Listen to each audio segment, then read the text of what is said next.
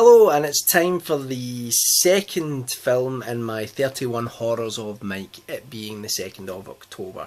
My rundown to Halloween with a movie review every day of the month of October. So last time what we did is we started off with Prince of Darkness, which is sort of one of my favourite John Carpenter films. And this time I thought we would do something quite modern because a lot of my tastes are retro, and that is because I genuinely believe that the films did tend to be better. But sometimes you find a more modern film and it really takes you by surprise, and this film definitely did that for me. It's the 2008 movie Splinter, directed by Toby Wilkins, who also directed The Grudge 3, and it stars Paolo Costanzo, who you may have seen in the TV series Joey and in films like Road Trip.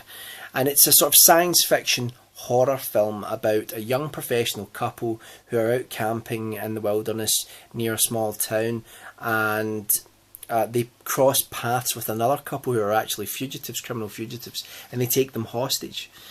But while they're taking them hostage and are on the road, they sort of kidnap them, they carjack them and at gunpoint, and they take them hostage. While that's happening, they start to encounter some strange things that are happening in the area. They start to find animals that seem to be dead and they've been killed by something unusual, and they seem to have these weird spines sticking out of them.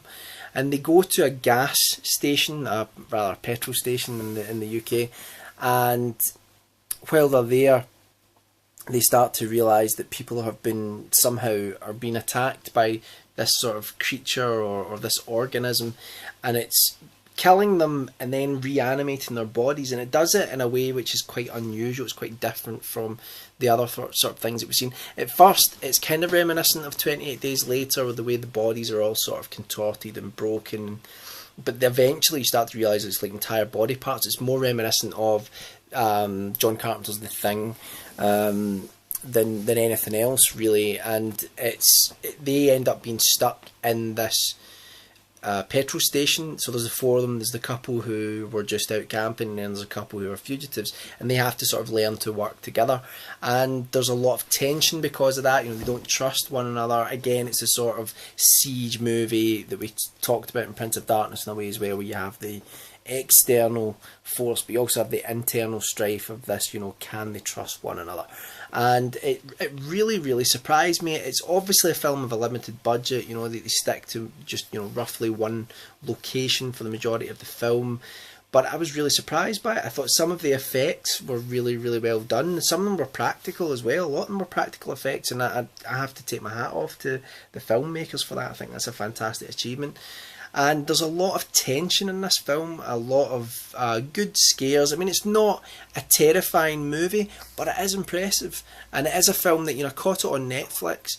I didn't know much about it, and I just started watching it. I sort of read a review which was sort of half decent about it, and just saw that it was on Netflix, so I just started watching it. It just really surprised me, and I love when that happens. I love when you get surprised by a film, and it always seems to be, to me, like, especially there's something that sort of harks back to my childhood when it's like a science fiction B-movie type film. Now, it's certainly more horror. There's a lot of gore in this film. If you like your gory films, then you're going to enjoy this. And all in all, just a great, great film.